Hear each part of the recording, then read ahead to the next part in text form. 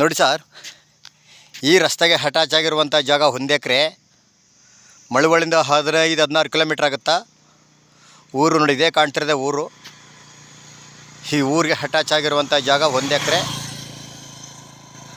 Land ಕಡೆ ತೋರಿಸ್ತಿದ್ದೀನಿ ನೋಡಿ, ಇದೇ ಜಾಗ.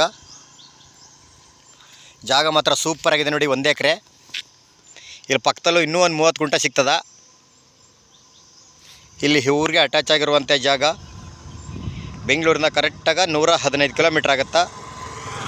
ಮಳವಳ್ಳಿಯಿಂದ 15, ರೋಡ್ಗೆ ಹೆಚ್ಚು ಕಮ್ಮಿ ಒಂದು 100 ಅಡಿ ಬರ್ತದ.